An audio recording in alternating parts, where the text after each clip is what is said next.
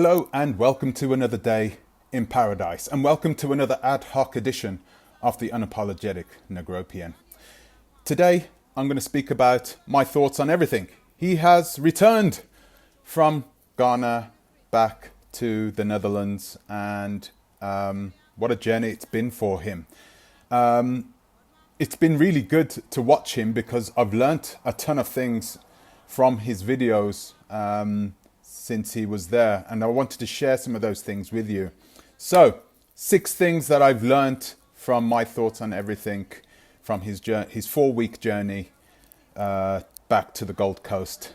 I'm going to share that with you today. But first I'm going to ask you to please like, subscribe, share and click the bell notification. So, where do we start? Well, I'm going to start with some of the basics, basically. Some of the basics, the things that we should be doing no matter where we travel, but especially if you travel to the continent, these things are really important. So I'm going to start with getting good health insurance. Okay? This one is critical because I'm going to explain in the second thing that I learned, but it's critical because the better your health insurance, the better quality of service you're going to get over there. And I'm afraid it is that way, okay? So, good quality health insurance. If you've got an American Express, brilliant, because you're going to get very good health insurance with them, I believe. I had American Express a few times in my life. I had a gold card, so I'm not sure whether it came just with gold card, but I think it's available with all American Express cards. So, good health insurance, an absolute necessity. Number 2, this leads me on from number 1, okay? So, he got into trouble. And this is actually going to lead me on to number 3. He got into trouble. He ate something and got food poisoning, okay? And got extremely ill and had to be taken to hospital. Now, this is the next thing that I've learnt. I've learnt that all the hospitals in Ghana are more than proficient. They are really good. Okay? I was always told that there were terrible places where you had to run around, queue up, long queues, and that sort of thing. But you got to remember, if you're going abroad and you've got good health insurance, you're going to be able to go to a better hospital. You don't have to go to the hospital which is used by everybody. You could go to a better one because you know your health insurance is going to pay for it. In the UK, it's slightly different, okay? We can get good health insurance. I'm not sure whether we have to pay out of pocket first. That's not generally the way it's done, especially here in the EU. In the EU, if you get help in the EU and you're a British citizen, then you don't need to pay out of pocket. We get paid from the National Health Insurance EU health insurance card, which will go soon, by the way, as soon as Brexit happens. So, not quite sure what's going to happen there, but yeah, getting the hospital that he was stopping in was really nice, and I could see that. And he explained that the service he got there was absolutely brilliant. So I know there's a lot of people who are planning to go to Ghana. This is a very big plus for you, right? So a lot of people are afraid of not being able to get good quality health care there. It's total rubbish. You will get it there. Okay, so this leads me on to number 3. Number 3, be careful what you eat. If you have a weak constitution, right? Like the United States of America, bam. If you have a weak constitution, don't go eating food from a food store, okay? All right?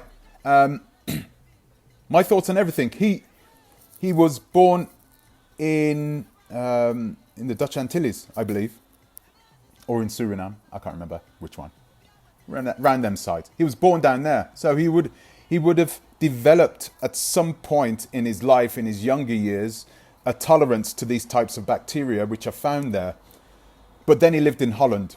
And I'm not sure if you've ever lived in Holland, but Holland is one of the cleanest countries in the world. Their water is clean. Everything is triple filtered. Their food is triple filtered, triple cleaned, right? Which means people get ill there very, very easy. And it's likely he lost this resistance since he lived in the Netherlands, went over to Ghana, ate the food there. Hey presto.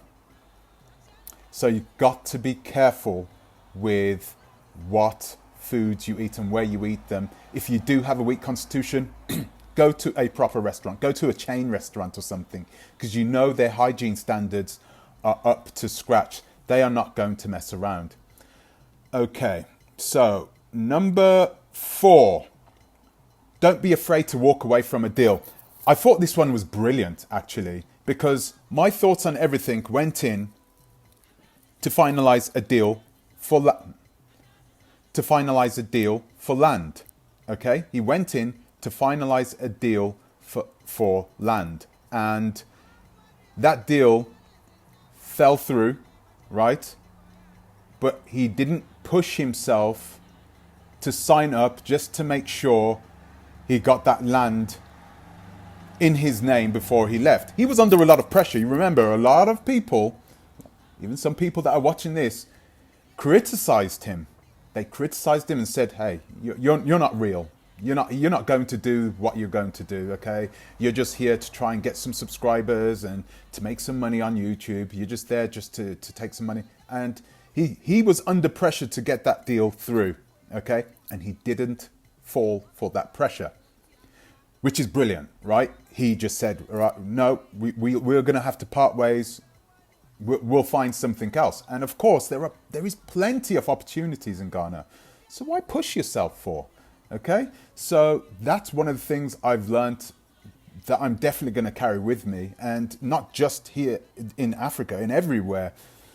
Don't be afraid to walk away from a deal, okay? Because it's likely you're going to get a better offer when you do walk away, okay? So don't be afraid to walk away from a deal. Okay. Number 5, I believe this is number 5. It might be number 6. Anyway, number 5. Don't be afraid of buying land outside of Accra. Okay. So when my thoughts on everything landed in Ghana, he landed in Accra, stayed in Accra for, I think it was almost a week before he was planning to take off, fly down. Oh, it wasn't a week, actually. It was a few days. And then he was planning to fly down to Takoradi, right? On the southwest coast, okay? On the south coast, but towards the west, right? So he couldn't get a flight. It was very difficult for him to get a flight. And in the end, he ended up catching a bus. So what does that tell you, right? So if you're planning to move to Ghana and you want to still have some form of good links to transport, you don't want to be taking land out in the middle of the upper Volta region of Ghana, or else it's going to take you hours and hours and hours just to drive to the airport to pick people up. It's a day trip then, and it's a day trip back to your house. Okay, so it's a bit of a mission. So I thought to myself, well, this. As soon as he started having these problems, I was like, well, I'm not going to do that. I didn't have any plans of buying land that far out of Ghana, out of Accra anyway. Because I don't really, me personally, I don't like living far away from airports. I like having good links to an airport. Right now, I live 15 minutes from an airport by train. So, for me, it is really important to have good transport links because I want to see family. And if I want to go and pick up family, if I want to go and fly back to see family, I can do that easy. I don't have to ask somebody to come and drop me off at the airport. I can easily get there myself. So it's the convenience of being close to an airport, which was important for me. But then I think he took us on a tour of the land in Takoradi, and it was mind-blowingly drop-dead beautiful. It was just stunning, pristine land. the land that he was planning to buy, if you built a house on that land and you opened your front door, you would be walking onto the sand off the beach, right? And you'd have the beach right in front of you and beautiful green sea, palm trees. Okay, we're talking about virgin land, okay? And he had that, and he could have got it. And the thing is, he may still get it, okay? But the thing is, you're not going to be able to get land like that near Accra. That's not going to be possible. Not for any good amount of price anyway. You want to get yourself, you know, if you're planning to live there for the rest of your life, you want enough land, you want enough space, you want to buy some land for your kids or something like that so they can build something in 10 or 15 years from now. But then you're going to buy lots of plots of land, right? You're going to do something like that. So you have that ability, you have the space, it's comfortable to just go and buy as much land as you want in pristine land right next to the sea, which is brilliant. I'm not sure if you're going to get that anywhere else. So yeah, don't be afraid to travel outside Accra. And like I said, he got ill. He got ill, and I think he got ill in Takoradi. So the hospital there's in this city that no one talks about was brilliant, and the service was brilliant. So that's, I think it was number 6. Actually, I've got another one for you. If you're planning to ask your woman to marry you, make sure you do it after you've been away from home for 4 weeks. She's guaranteed to say yeah. So that one's a bonus one. You don't have to pay for that one. Okay. So great advice. So those are the things that I have learned from my thoughts on everything. I don't know whether you've been following him yourself. Are you planning to move to Ghana? Are you specifically planning to move to Ghana? It would be really good to hear from you, and let me know what you think about that. Do you plan to live in Accra? Would you ever live outside of Accra?